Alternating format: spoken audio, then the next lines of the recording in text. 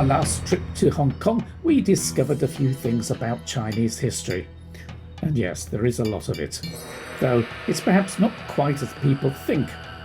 Most people in the West know a bit about the first emperor Qin Shi Huang and the terracotta warriors, but China has a lot of history before that, and modern archaeology is pulling up many surprises. One of them being that there were a number of centres of civilization, and that a number of stories dismissed as merely myths perhaps have a lot of truth in them. Hong Kong had an exhibition of artefacts from one of these early centres of civilization. This was dated 1200 BC and found at the Sanxing Doi archaeological dig in Sichuan. They think these bronzes were made by the Shu kingdom, founded by a mythical king called Can Kong, and he supposedly had big protruding eyes. And there seems to be a lot of bronzes which have just that. We went up to Luoyang to explore some of the early histories of China. China nowadays has some of the best museums in the world, and I know that we're fed a diet of news about China saying everything is propaganda there, but, well, their vision of the West is that we're fed nothing but propaganda as well. So my experience has been that China's academics are as rigorous in exploring the truth about their histories as ours are rigorous about exploring the truth about our histories. And we saw some amazing finds regarding the Yellow River Neolithic settlements, seen as proto-Chinese culture, dating, well, from 17,000 years ago. These early Neolithic Yangshao and Longshan cultures gradually spread out into the Central Plains and are seen to be the forerunners of the Xia and Shang dynasties, which at the time were thought to be mythical dynasties. But now archaeology has discovered cities and settlements that confirm their existence.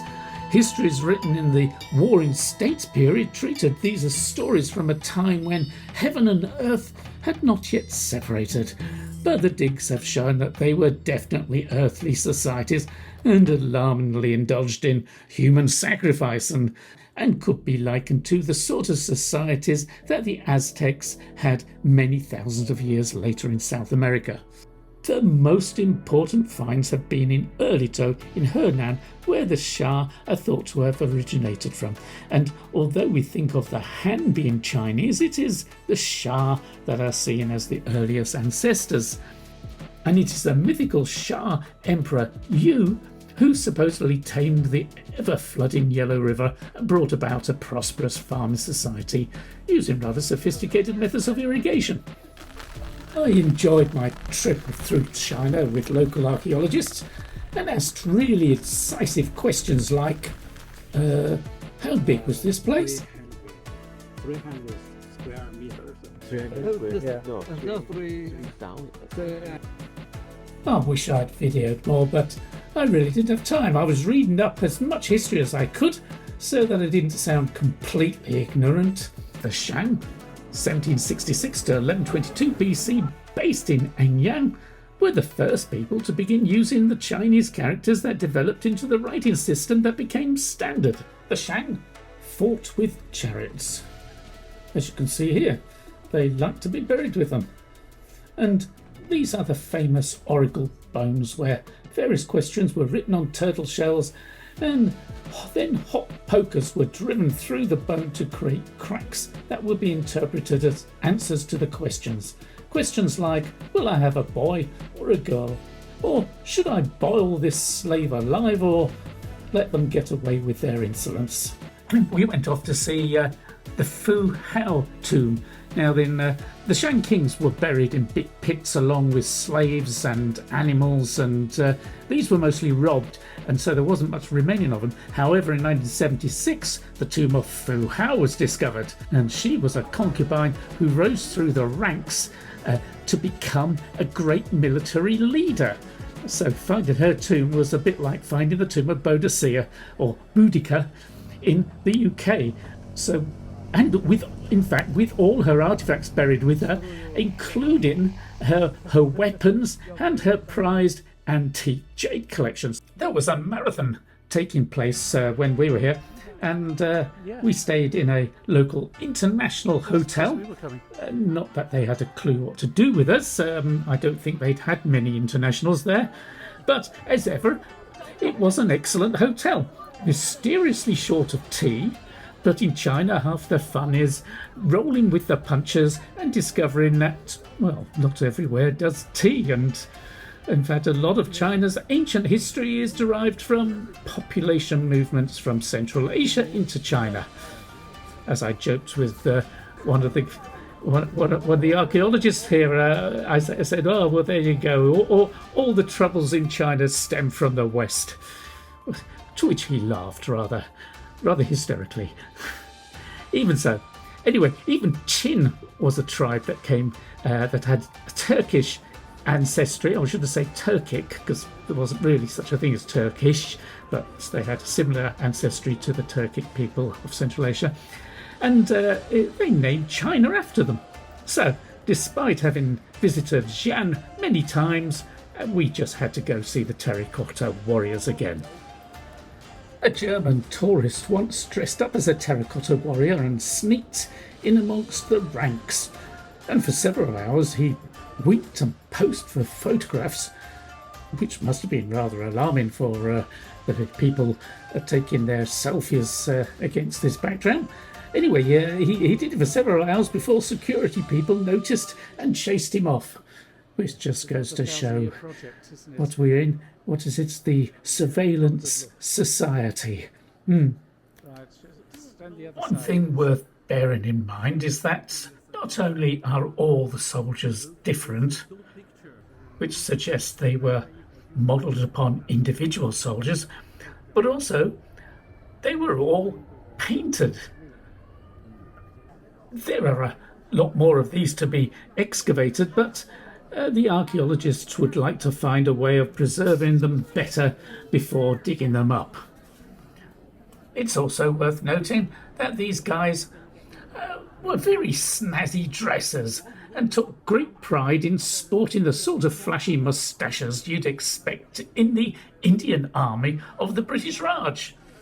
Only this is nearly 2,000 years earlier.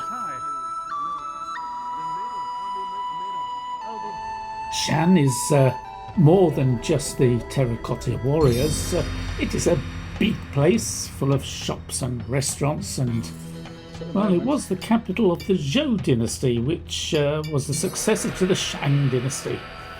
The Zhou were a loose, almost feudal society that broke up into various warring states before the Qin took over, and much of Chinese philosophy developed during that period, along with the concept of the franchise of heaven, which basically meant that the government was supposed to manage the welfare and the riches of the population, which sounds fair enough. What you're seeing here is the Wild Goose Pagoda, built in 652. And nowadays people like to dress in Tang Dynasty clothing.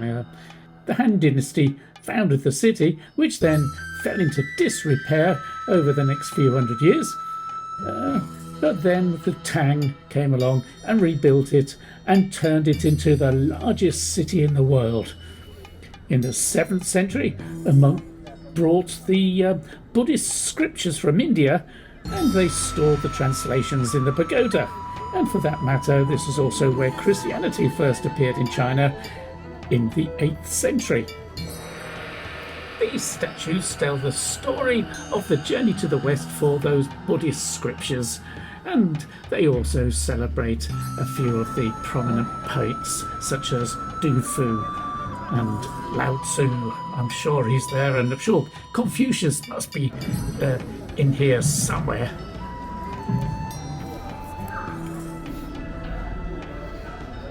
Here you can see the walls of Xi'an, and they were built in the 1300s, I do believe, late 1300s. They were built by the Ming.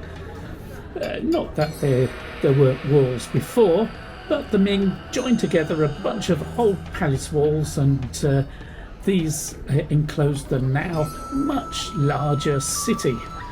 What we see today is mostly the result of 18th century rebuilds by the Qing. Which brings to an end this very brief video of a very long and fascinating tour of China. We hope to get back someday, and well, we highly recommend a visit, and we recommend you taking your time. It's an enormous country, and it is extremely varied, and there's history within history within history. Each region has its own histories, just to confuse you. And well, luckily there's a lot of books written about it, so you've got no excuse not to know something about the place before you go. And quite frankly, it can be a little confusing trying to find out information once you're there. So it is really best to be prepared before you go.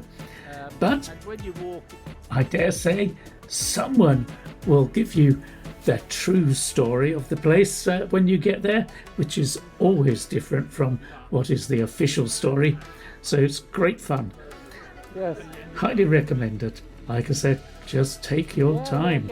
Get them.